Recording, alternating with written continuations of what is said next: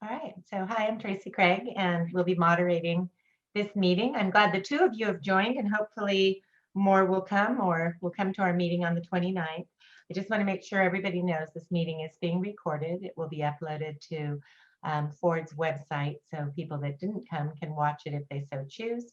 Again, this is the Ford, actually not again, I'm just telling you the first time, Ford Aeronautics property. This is the Water Board's community meeting to discuss the human health risk assessment that was prepared for 1 Ford Road, and then the soil vapor extraction pilot study test results. The pilot study was also actually conducted at Bayridge, but the results are applicable to 1 Ford Road. John, can you go to my next slide that has the icons? So we have a very small crowd here tonight. We hope this is an interactive meeting. You can stop us at any time to ask questions. You can also use the chat function if you so choose. If you want to ask a question, you can just talk. You can raise your hand, use the chat function, or I think those are the 3 options that you have tonight. Again, we're recording this, and then for property specific questions, we'll stay on after if you wish, or we can make an appointment to talk with you after the meeting one-on-one, or we can make an appointment to meet with you on July 29th when we're in the area. Again, we have a contact line, and John will put that number in the chat box too, or you can take a picture of it with your phone. I think, Steve, from what I heard, and may I call you Steve, first of all? Sure, of course. You know Mike, so you probably have a hotline to him, so I don't think you probably need our hotline number. Okay. Yeah, and then next slide. So again, discuss the purpose of the meeting, discuss the risk assessment, soil vapor extraction pilot study results. We have lots of handouts we've prepared over the 3 or so years we've been working out here, and those are available on Ford's website. John has put that link in the chat box. And then I'd like to just quickly go through introductions and then hand it over to Karen to talk about the human health risk assessment. So starting with Jessica Law, I think we all know Jessica Law, the project manager for the Regional Water Quality Control Board. Mike Barnes is the project manager for the technical consultant for Ford Wood. And Mike, just raise your hand just in case. Okay. And then we also have Daniela, who's with Ford, and she's doing the day-to-day work. Karen Kelly is a toxicologist, and she's with Wood as well, and she'll be talking about the human health risk assessment. Amanda Palumbo is with the Office of Environmental Health and Hazard Assessment, and she will also be giving her opinion as a professional toxicologist and an employee of the state with an agency that's designed to protect public health. She'll be talking about her opinion of the human health risk assessment as well. I think that's all of us. And I'm Tracy. I think I said that. So next slide. All right, I went through our agenda really quickly. Our presentation is about 20-25 minutes. Stop us anytime for questions. And with that, I am going to hand it over to Karen. Thank you, Tracy. Sure. So, hello, 1 Ford Road community. As an introduction, I just wanted to acknowledge that this is an important document, and Wood has a large team of scientists specifically trained to prepare risk assessments. As Tracy mentioned, my name is Karen Kelly. I've been conducting risk assessments for a little over 20 years. And at the previous community-wide meeting in November, you were introduced to Usha, so you may remember her. And both of us sign off on these documents as senior members of the risk team. So just to give some context, a risk assessment is all about the chance of an event occurring, and risk perception is about choices and behavior, and those opinions vary by individual. So we conduct a risk assessment to inform those choices.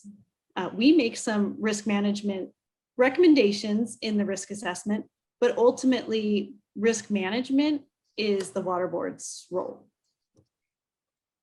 Next slide. So these are the 4 key components of a risk assessment. I won't read it out word for word, but Jessica also presented this slide previously. Wood has performed all these steps in the risk assessment, and that is what we'll report on tonight. It's important to note that the more data we feed into this process, the more confidence we have in the results. The data and exposure evaluation are based on data collected over approximately 2 years of investigation. And this overall process is purposefully designed by regulatory agencies to estimate risk results that are health protective. So for example, one assumption is that people stay in their homes 24 hours a day for 350 days per year for 26 years. So that means, you only leave for vacation maybe once, for 2 weeks a year. And so this slide is about risk management. It's also been presented previously by Jessica. The take-home message from this slide is that, a bunch of numbers come out of the risk assessment. Some are based on the chance of cancer, and some are based on non-cancer hazards. And those are other effects, health effects not related to cancer. Based on the range of numbers on the left, we put those results into decision boxes that you see on the right. When a result is in the red range, agencies like the Water Board recommend that some action needs to occur to reduce those risks. When a result is in the yellow range, we need to determine what to do next, but it usually includes additional investigation or monitoring. And when a result is in the green range, we call that insignificant or de minimis in the report that you may have read. It means that the health risk is considered insignificant and no action needs to occur.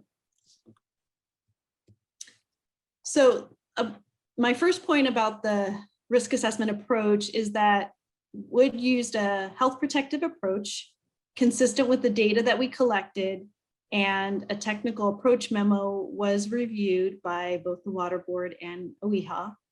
However, if you've looked at it, we've thrown a lot of numbers at you in that report, and so meaning we've presented the results several different ways. So it was for good reasons, but it's probably confusing. So first, we evaluated what we called current conditions based on indoor air measurements collected those, the past 2 years of investigation or so. And however, we don't know how those indoor air measurements will change over time. And as I mentioned before, we assume you live in your houses for a long time into the future. So we have to try to predict a range of future possibilities. Therefore, we presented the future risk calculations 3 different ways. One was a default screening approach based on the data collected in US EPA's nationwide database, and this approach is the most stringent. Was another approach we called the multiple parcel wide approach, where it was based on data collected in your greater neighborhood.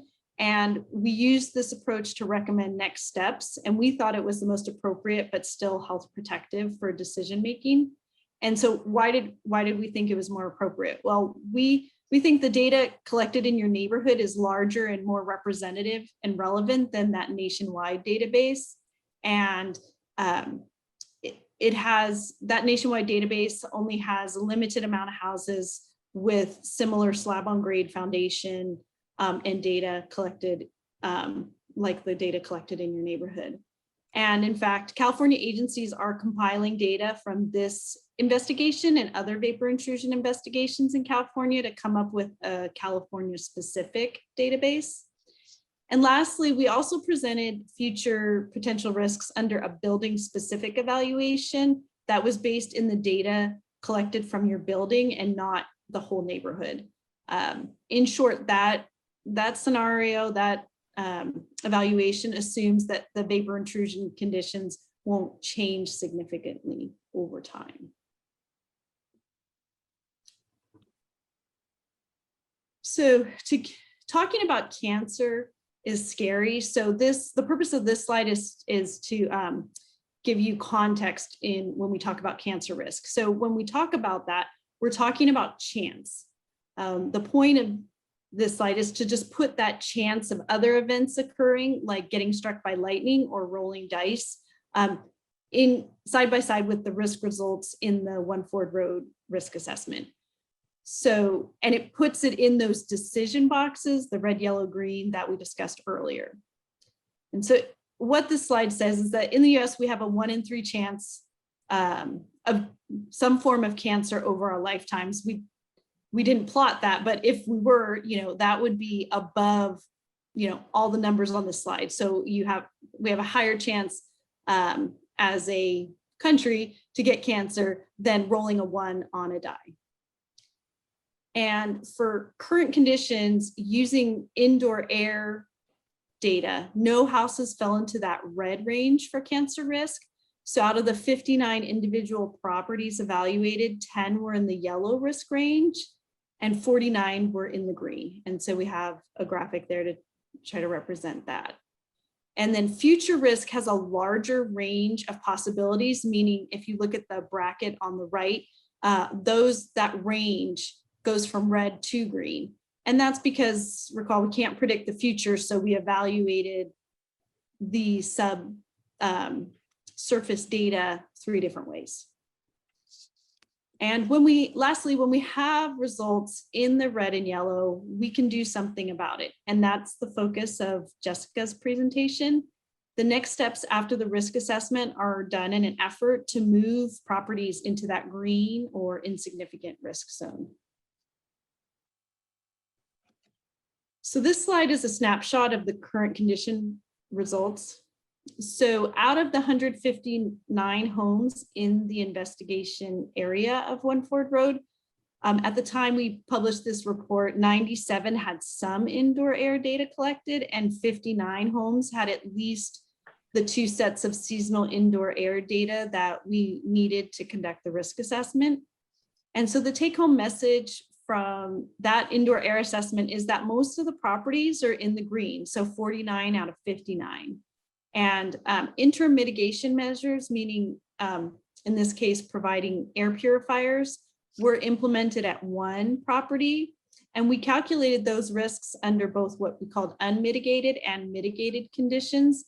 So those results showed that the air purifiers were effective in reducing the estimated risk. However, the property still remained in that yellow range because of a persistent and common indoor air contaminant that we don't think is related to vapor intrusion. So this is the future conditions figure, or figure 9 from the risk assessment report. And we added colored circles to give you perspective related to those decision boxes I discussed earlier. So this is just a screenshot and it's only part of the figure, so you won't see the legend. But on the figure, you can see outlines of homes with numerical IDs from 1 to 167. And those numbers are just used instead of publishing your addresses to maintain privacy. And so the key messages are that, recall, this is an estimate. These are estimates based on soil gas or sub-slab soil gas measurements and not the air you're breathing right now. This prediction is not set in stone. It's just one future scenario that Wood used to make recommendations. So the green shaded houses indicate that the estimated cancer risk and non-cancer hazards are insignificant and acceptable for the future conditions scenario that we recommended. And the non-greenhouses are because of an estimated cancer risk that was estimated greater than 1 in a million, which is the insignificant sort of bright line. But the non-cancer hazards were still less than or equal to 1, which is the acceptable level for those. And so we added the yellow circles to the non-greenhouses just to match, like I said, that yellow color coding that you saw earlier. And so the water board will use the future results to make long-term decisions for how to manage the site in a health protective way. And decisions and recommendations are made by building, so meaning each individual home. And since the water board is using the results of the Wood risk assessment to inform their decisions, recall that they have OEHA independently review the results, as Amanda is going to discuss next. So thank you for your time tonight, and please let us know if you have questions. I'm just going to pause us there. That was a lot of information, and I'm just wondering, do you have questions? Steve or Andrea? Well, what's the bottom line of this? I mean, you've got a lot of yellow circles on this diagram. And that's a higher risk than the green, obviously. So what is going to be done with those? And there's how many?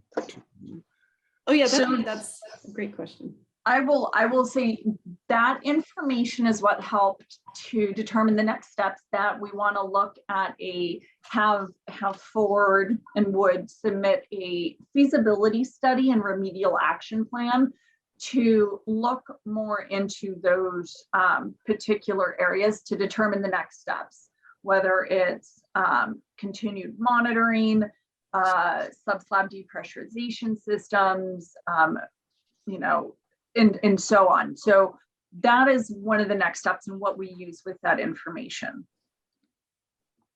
So it's continued sampling. That's one of them, yeah. What else is there? That feasibility study. So the remedial action plan to look to see, to evaluate those next steps. Thank you.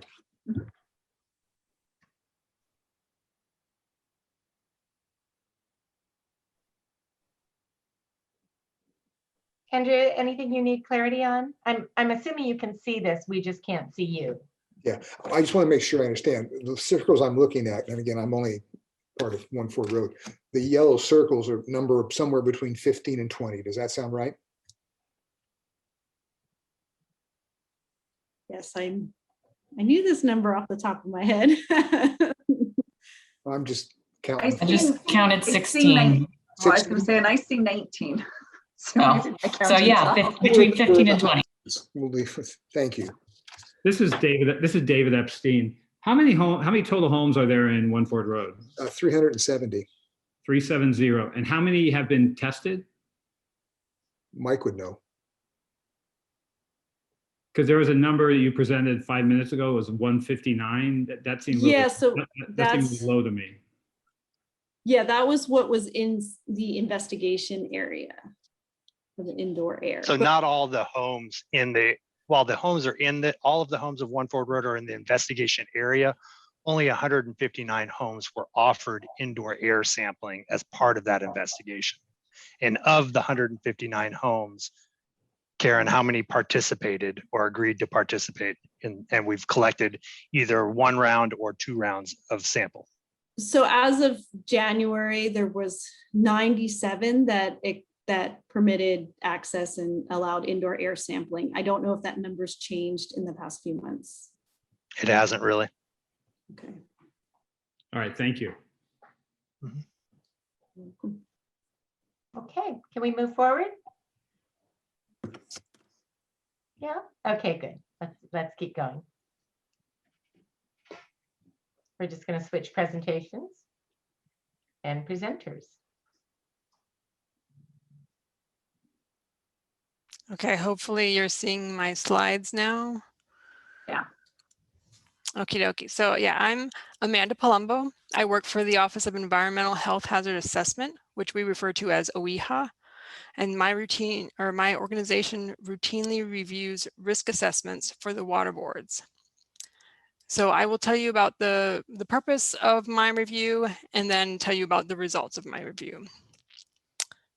So the purpose of the OEHA review is to check whether the risk assessment is reliable for the water boards and Jessica to use to make decisions about the site. So part of this is ensuring that the assessment is health protective. So during my review, I usually check the calculations and the resulting values, and I explain differences. I also check that the sampling data are representative of the exposure conditions and point out uncertainties. For example, if not enough samples were taken. So OEHA generally does not determine if or how the risk should be addressed. So those next steps that you were talking about, OEHA is generally not involved in those. So the process of the OEHA review is just about making sure that the risks are accurately described. Okay, so overall, for my review of the assessment of 1 Ford Road, in general, I found that Wood followed the appropriate guidance and calculations were correct. There were some differences. I will mention 3. One difference is that I calculated cancer risks that was 3 times higher because OEHI uses a particular factor to protect children from chemicals that can cause cancer. Wood followed guidance from the U.S. Environmental Protection Agency and other agencies within California's Environmental Protection Agency. So this is a difference in scientific opinion between agencies, and we see this in many cases. It's a difference that can affect the outcomes, but not a huge difference in the risk assessment. So for example, in your neighborhood, 18 homes that were in the green area, or the green of that chart that Karen showed, were bumped up into the bottom of the yellow range in my calculations. So in the big picture, you still have generally low risks. No homes were in the red. The second difference was that there was limited sub-slab sampling. So these were the samples taken just under the foundation. Only one sample was taken per home. It would be better to have multiple samples in each home, like the indoor air samples. So because of that, I recommended that the regional board consider the other data, specifically the soil gas samples taken in the roads in the neighborhood. In other words, I'm saying to look at all of the data available for the site, not just one subset of data. So this didn't affect the overall range of the current risk estimates, but it can change results for individual homes in some cases, essentially whether a home is in the green versus the yellow. But again, for current risk, there are still no homes in the red. The third difference is in the way that OEHA recommends evaluating future risk. So the health risk might be different in the future if, for example, someone remodels their home or a foundation cracks, and as a result, more contaminants are able to move into the home, which can in turn increase the health risk. So the future scenario is challenging to evaluate because we don't know events in the future and how they might affect risk. Wood included 3 different calculations to estimate future risk, which is helpful to see different approaches. However, OEHA recommended the more protective approach, which follows U.S. Environmental Protection Agency guidance. OEHA's preferred approach resulted in estimates that were 60 times higher than Wood's 2 other approaches. Again, this is for the hypothetical future risk estimates, not what was measured in your homes recently. I recommended the most protective of the 3 approaches in order to account for things that can increase risk in the future, such as a cracking foundation. This recommendation is typical of OEHA reviews. We often identify uncertainties we feel are significant and recommend the more protective option. So that's all I have, and I will turn it over to Jessica unless there are questions.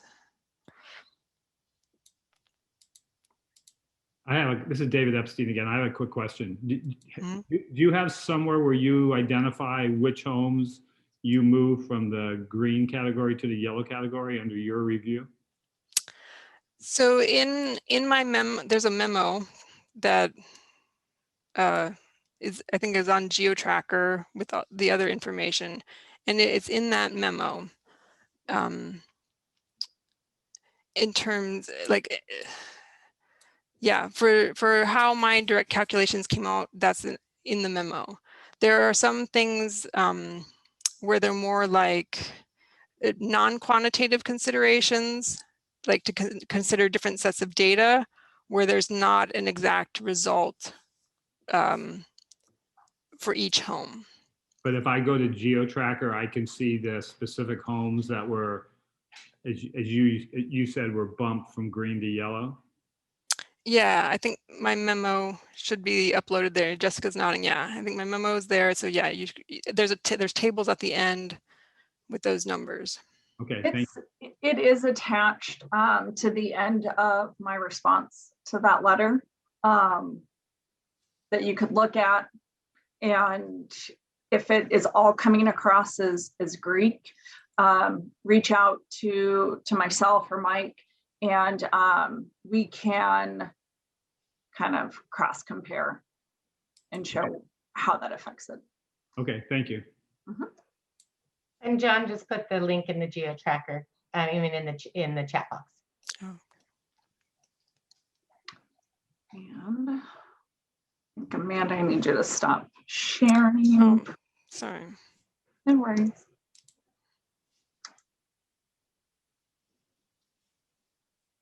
Okay, I think Jessica's going to take it over, and then we'll be done with our presentation in just a few minutes. And All right.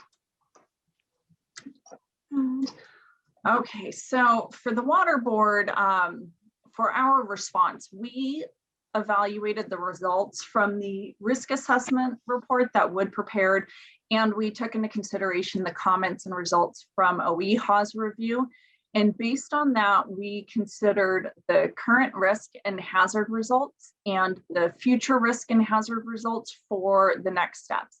So first of all, the higher of the soil gas concentrations that were detected below the ground surface was towards the northern end of the One Ford Road community.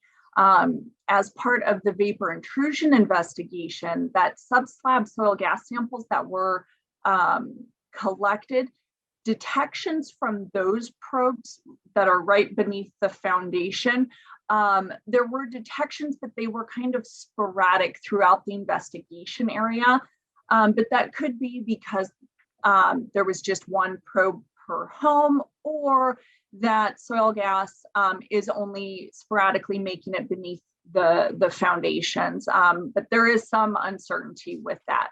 Now, regarding the results of the risk assessment for current risk and hazard, which is based on the indoor air results, that did identify vapor intrusion is occurring at a few properties, and I'll discuss that range on the next slide. And then the second conclusion is acknowledging the unknown future conditions, such as those building modifications or how a foundation may become compromised due to just the settling and additional cracks, things like that. And that may increase vapor intrusion in the future. So as a result, that is why we ask for it to calculate both future risk and hazard, and why we consider those calculations in the next steps. And I'll discuss that more in the coming slides as well. So first, I want to discuss the results, what these ranges that were calculated mean, and how it informs our next steps. So first, I just want to talk about the current risk and hazard ranges, which was calculated from the results of the indoor air sampling. And just a reminder, when I talk about risk, I am referring to cancer risk. And when I talk about hazard, I'm referring to the non-cancer health effects.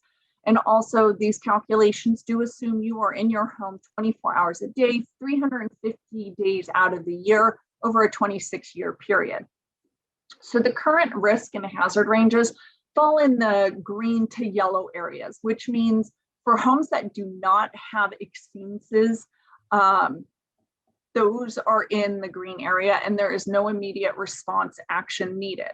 For homes that fall in that yellow area, they have already been offered temporary mitigation measures, and that information also helps us to know that longer term solutions are necessary, whether it's remediation or mitigation. For the future risk and hazard, those ranges are calculated based on soil gas concentrations. So what is below the ground surface?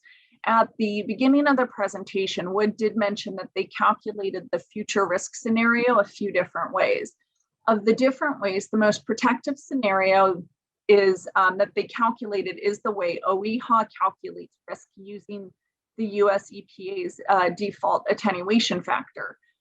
It is important to note that these future risks and hazard calculations are not guaranteed. It is just an unknown right now if there will be any change from the current risk and hazard calculations. And that's why we want to do some longer term monitoring and also just consider these calculations in our next steps.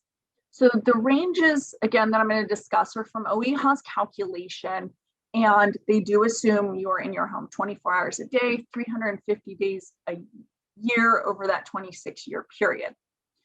So for the future risk and hazard calculations, that was from the green to red. If I recall, I may have, from what I had, it bumped a couple of them up due to the hazard calculation.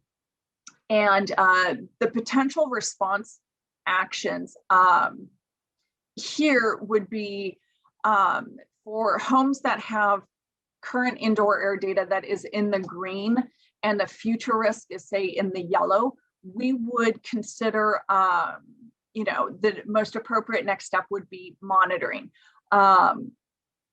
If you have a home that we're seeing some vapor intrusion occurring, so it's at the low level of the yellow, but then the future risk calculations are at the higher end of this yellow range or bump it into the red, that's where we may want to consider mitigation or remediation. And really just the point that I want to make with that is that we take into consideration both the current risk and hazard calculations and those future risk and hazard calculations to support the risk management decisions, which are those next steps. So from the risk assessment report, we identified the need for long-term mitigation or remediation in some areas, as well as the need to conduct some longer-term indoor air monitoring. As a result, the next steps from this risk assessment report include the submittal of 2 reports.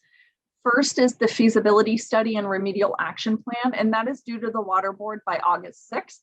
And then an revised indoor air monitoring plan, which is due by July 23rd. So first, I want to talk about the feasibility study and remedial action plan, which is labeled as the FS wrap on this slide.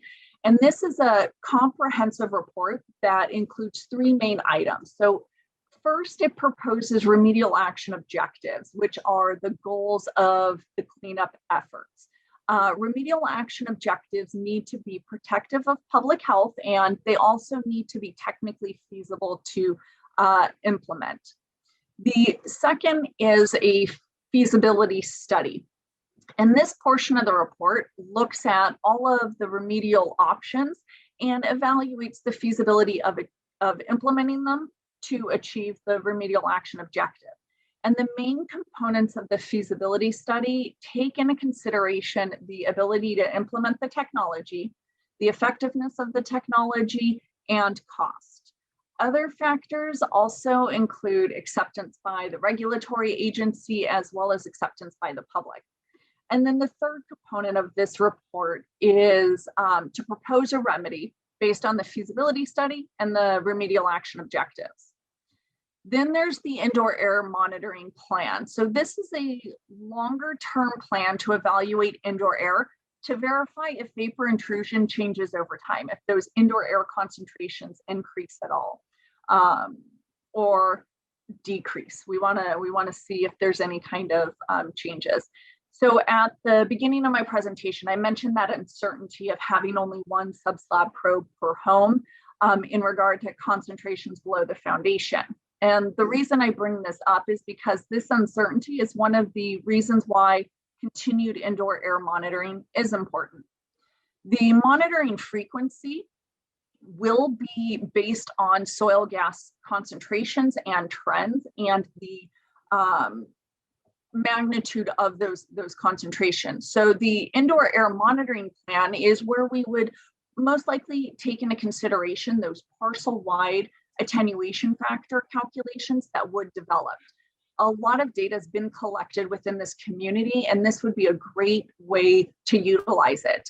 And this longer term monitoring plan will provide analytical data to support whether the current risk and hazard calculations are still appropriate or not. And then the frequency of sampling can range anywhere from every 6 months to once every 5 years. So that is what that really concludes the risk assessment portion of my talk. So I wanted to pause and see if there was any questions before I start talking about the soil vapor extraction pilot test.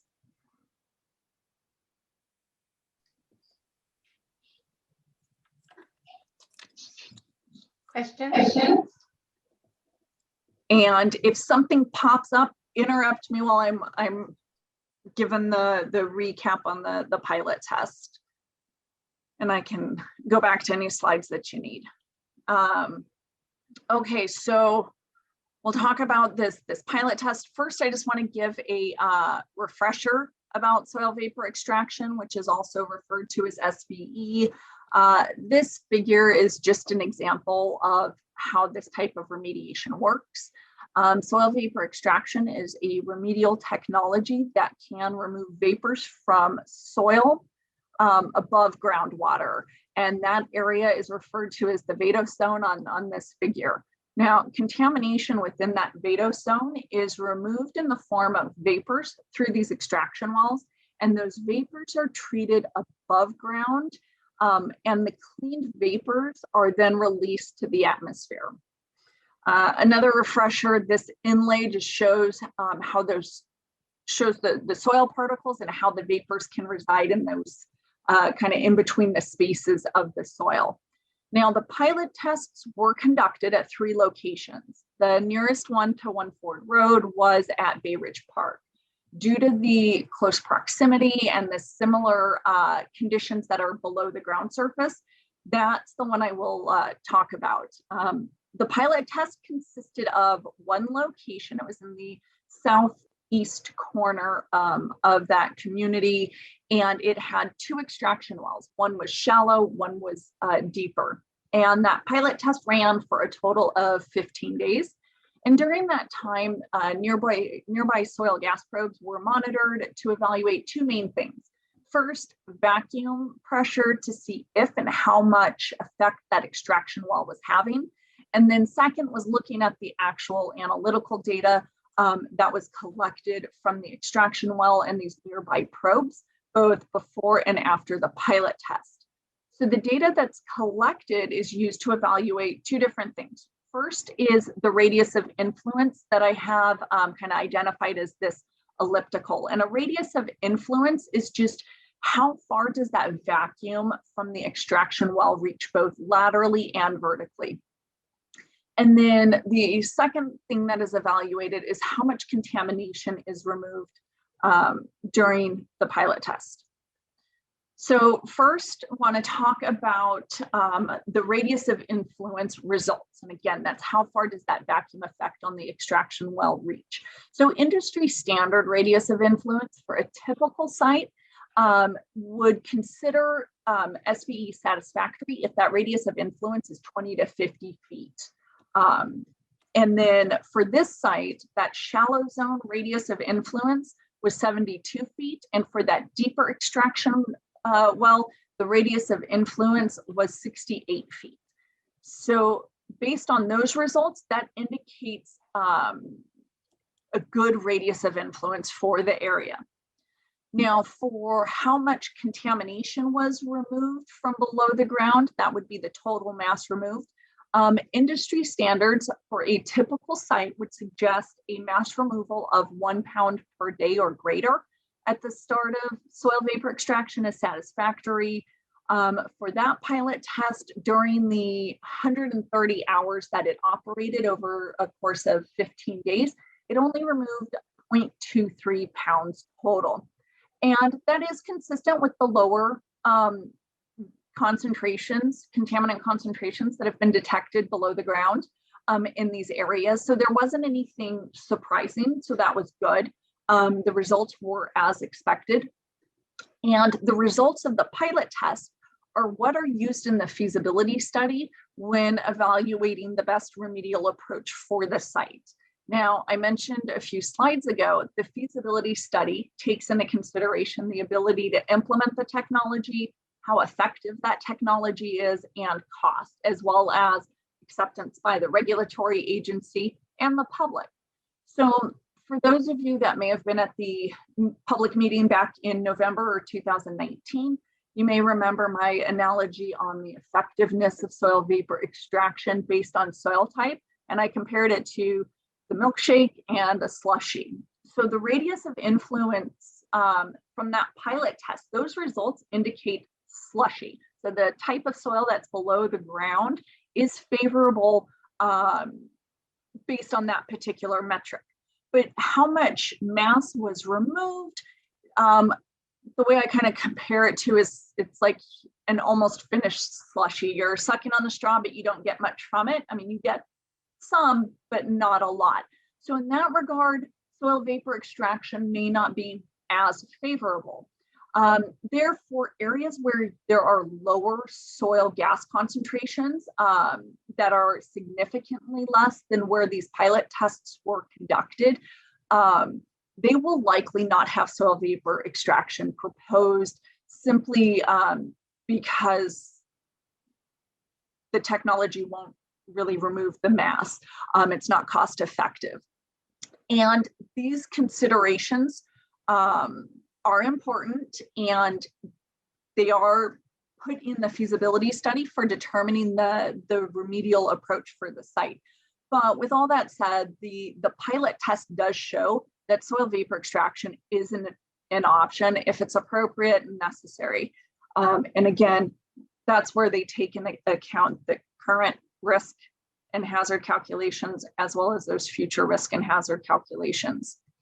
So to summarize, the risk assessment results help support our risk management decisions, and that being looking at those couple next steps, being the feasibility study and remedial action plan, which is due to the Water Board no later than August 6th. The pilot test results are used to evaluate the remedy for remedy evaluation. The Water Board response obviously will be pending. Once we receive it, it does take 2 to 3 months for my review and to get the response out. But once that feasibility study and remedial action plan comes to me, it is in draft form. We will host a meeting with One Ford Road community to discuss what is proposed, what the recommended remedy is, and that will allow a public comment period to receive feedback for the feasibility study and remedial action plan. For additional information, there's GeoTracker, which is the state's database that all of the reports and analytical data gets uploaded to. I know John put in the link for that. LIRIS list is the Water Board's email notification subscription list, and we send out email blasts for when the next public meeting is, that one being July 29th. The Water Board also has a webpage that has some limited information regarding the vapor intrusion investigation. Ford has their site-specific website, an 800 number, and I did see John put that in the chat as well. And then there's also the local information repository at the library right next to the Civic Center there. And with that, happy to answer any questions you guys may have. Who's going to go first?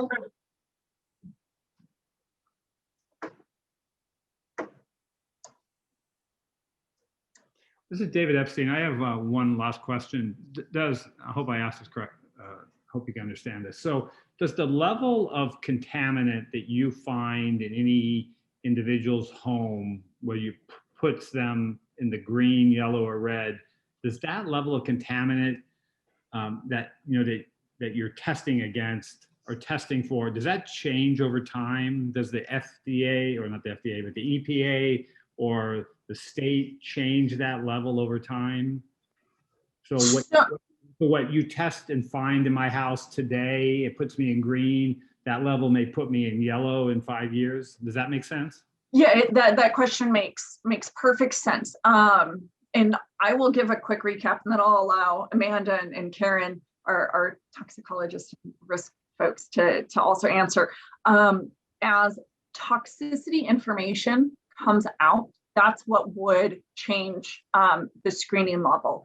And an example for that would be one of the contaminants we look at, TCE. There was some new toxicity information that came out, I guess that was 6-7 years ago, and the EPA issued new short-term action levels, and those are higher than the screening levels. But that's when it, I don't know that these screening levels would change for the indoor You're area. being in and out when you're there you go. Sorry. I don't know that those screening levels would change based on cancer health effects any more than, or at least the cancer risk numbers wouldn't, I don't think would change more. But Karen and Amanda, go.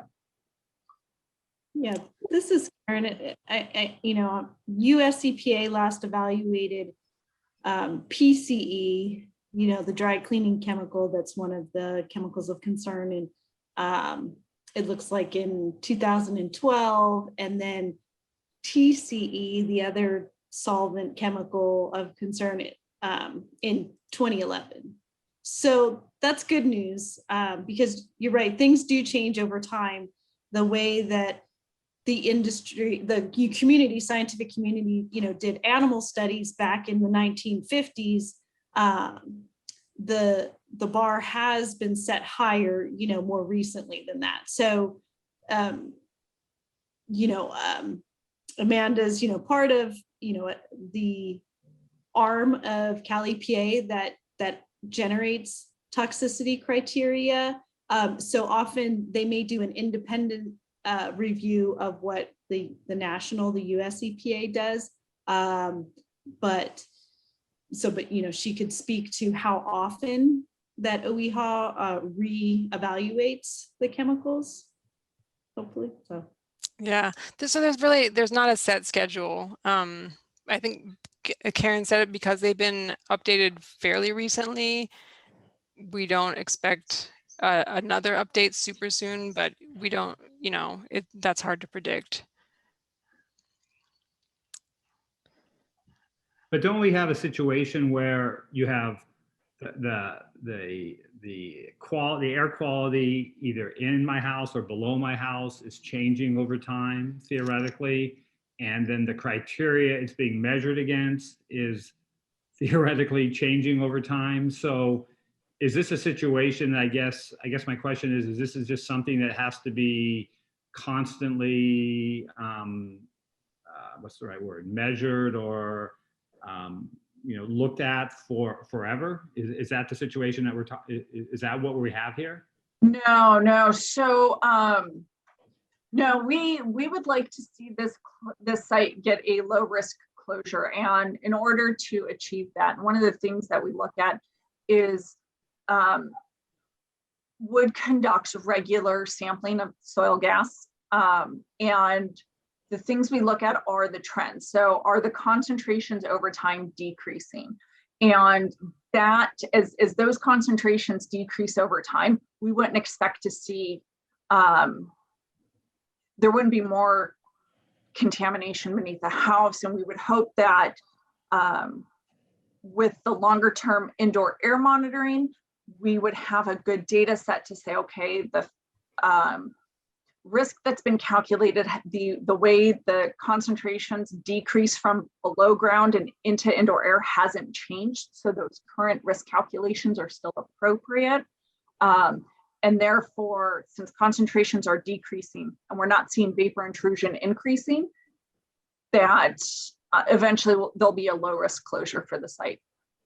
So are you, if this is an unfair question, you can tell me, are you looking to have a closure in a year or 2 years or 5 years? Absolutely not that soon. it won't be that soon, unfortunately. There's